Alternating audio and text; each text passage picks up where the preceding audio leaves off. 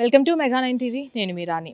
NTR junior NTR రాజకీయ రంగ ప్రవేశం కోసం ప్రతిసారి కూడా చర్చ తీవ్రంగా జరుగుతుందని చెప్పుకోవాలి. గతంలో కూడా 2009 ఎన్నికల్లో ఆయన సుడిగాలి పర్యటనలు కావచ్చు, అలాగే తెలుగుదేశం పార్టీకి ఆయన అందించిన సహకారం కావచ్చు, అప్పట్లో చాలా చర్చనీయాంశంగా మారిందని చెప్పుకోవాలి.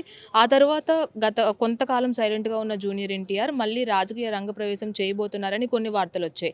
ఎందుకంటే అప్పుడు అమిత్ షాని ఆయన నేరుగా వెళ్ళి కలవడము, అమిత్ షా దగ్గర నిజంగా ఈ రాజకీయాల టాపిక్ మాట్లాడారేమో అనే అంశాలపైన కూడా కొంతమంది అప్పుడు కూడా వైరల్ చేసిన పరిస్థితి ఉంది. కానీ అప్పటి నుంచి ఇప్పటి వరకు కూడా ఏ విధమైనటువంటి ఆయన రాజకీయ రంగ ప్రవేశానికి సంబంధించినటువంటి ఏ విధమైన క్లారిటీ కూడా ఇప్పటి వరకు రాలేదు. అలాగే కొడాలి నాని లాంటి ఒక పవర్ఫుల్ లీడర్స్ కావచ్చు, జూనియర్ ఎన్టీఆర్ నిజంగా రాజకీయాల్లోకి వస్తే తెలుగుదేశం పార్టీలో ఒక గొప్ప నాయకుడు అవుతాడు అని ప్రతిసారి చెప్తూ ఉంటారు. కానీ జూనియర్ ఎన్టీఆర్ కానీ అతని అఫీషియల్ అకౌంట్స్ తరపు నుంచి కానీ ఏ విధమైనటువంటి పొలిటికల్ ఎంట్రీకి సంబంధించిన స్టేట్మెంట్స్ అయితే ఎప్పుడు వెలువడలేదు. అయితే గత 2-3 రోజులుగా ఒక వార్త అయితే సర్క్యులేట్ అవుతుంది. ఫస్ట్ నుంచి కూడా జూనియర్ ఎన్టీఆర్ పేద ప్రజలకి ఆయన కొన్ని సంక్షేమ పథకాలు లాంటివి మనం ఏదైతే ఉన్నాయో ఊరు వాడ అని చెప్పి కొన్ని కోట్ల రూపాయలతో వాళ్ళకి సహాయం చేస్తూ ఉంటారు పేద ప్రజలకి. అయితే ఈ ఊరు వాడకు సంబంధించి 100 కోట్ల రూపాయలతో ఆయన కొన్ని సేవా కార్యక్రమాలను అయితే చేయబోతున్నారు. ఈ సేవా కార్యక్రమాలకి సంబంధించిన ప్రెస్ మీట్ ఏదైతే ఉందో తిరుపతిలో తాజ్ హోటల్లో పెట్టబోతున్నారు అనేది కూడా కొంతమంది సర్క్యులేట్ చేస్తున్న విషయం పైన అటు అభిమాన సంఘాలు క్లియర్ కట్గా చెప్పాయి. ఊరువాడ అనేది ఇప్పుడు ప్రత్యేకించి జూనియర్ ఎన్టీఆర్ నిర్వహిస్తుంది కాదు, ఎన్నో సంవత్సరాల నుంచి ఆయన పేద ప్రజల కోసం ఈ కొంత అమౌంట్ని అయితే కేటాయిస్తారు. అభిమానుల సంఘాలు కూడా కొన్ని కలెక్ట్ చేసి వాళ్ళకి అందజేసే ప్రయత్నం కూడా పేద ప్రజలకి చేస్తారు అని చెప్పడం జరిగింది. అయితే ఇవన్నీ కూడా దేనికి రాజకీయానికి ముడికి పెట్టొద్దు. ఇప్పటికే జూనియర్ ఎన్టీఆర్ చూసుకున్నట్లయితే ఒక పాన్ ఇండియా ఫిల్మ్స్తో ఆయన ఫుల్ బిజీగా ఉన్నారు. ఆయన షెడ్యూల్ కూడా ఖరారైపోయింది ఆల్రెడీ. డ్రాగన్ కావచ్చు, అలాగే గాడ్ ఆఫ్ ది వార్ కావచ్చు, వీటన్నిటికి సంబంధించిన షెడ్యూల్లో అయితే జూనియర్ ఎన్టీఆర్ బిజీగా ఉన్నారు.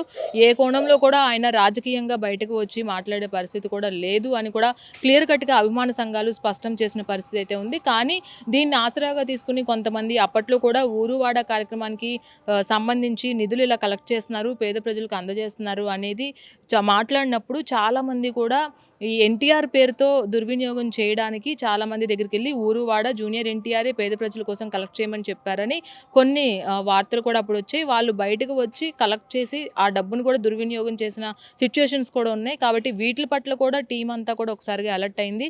ఎవరైనా సరే ఇలాంటి కార్యక్రమాలు కనుక చేస్తున్నారని పట్టుబడితే ఖచ్చితంగా వాళ్ళపైన యాక్షన్ తీసుకుంటామని అభిమాన సంఘాలు అప్పట్లో హెచ్చరించిన పరిస్థితి అయితే ఉంది.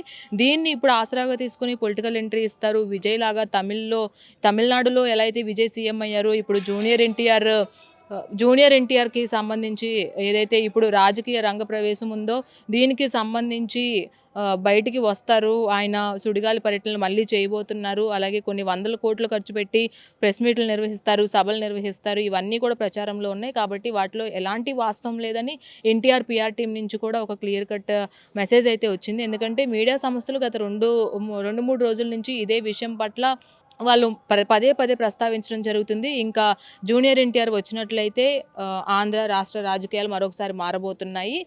సీఎం చంద్రబాబు నాయుడుకి చెక్ పెట్టే విధంగా జూనియర్ ఎన్టీఆర్ ప్రచారాలు ఉండబోతున్నాయి. ఇవన్నీ అంశాలను కూడా తెరపైకి తీసుకొస్తున్నారు. కాబట్టి వీటికి ఎప్పుడైనా ఫుల్ స్టాప్ పెట్టాలి అని గట్టిగా పిఆర్ టీం నుంచి కూడా ఒక సందేశం రావడం జరిగింది. అలాగే ఏదైనా ఉంటే అఫీషియల్ స్టేట్మెంట్ రిలీజ్ చేస్తారు ఎన్టీఆర్ తరపు నుంచి. కానీ అప్పటి వరకు మీరు ఎలాంటి దుష్ప్రచారాలు అసలు వద్దు. ఇప్పట్లో ఎన్టీఆర్ రాజకీయం మీద కాన్సన్ట్రేషన్ చేసే అంత ఖాళీగా అయితే జూనియర్ ఎన్టీఆర్ లేరు. ఆయన చేతి నిండా ప్రాజెక్టులతో ఫుల్ బిజీగా ఉన్నారు. కాబట్టి ఎవరు కంగారు పడిన అవసరం లేదు. ఆయన ఏమి రాజకీయాల్లోకి రావట్లేదు, ఎవరిని తొక్కేయట్లేదు.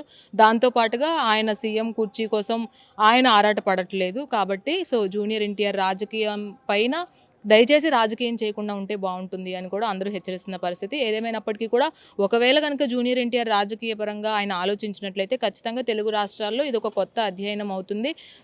ప్రతి ఒక్కరూ కూడా జూనియర్ ఎన్టీఆర్ రాజకీయాల్లోకి రావాలని కోరుకుంటారు. కానీ దానికి తగ్గ సమయం ఉంటుంది.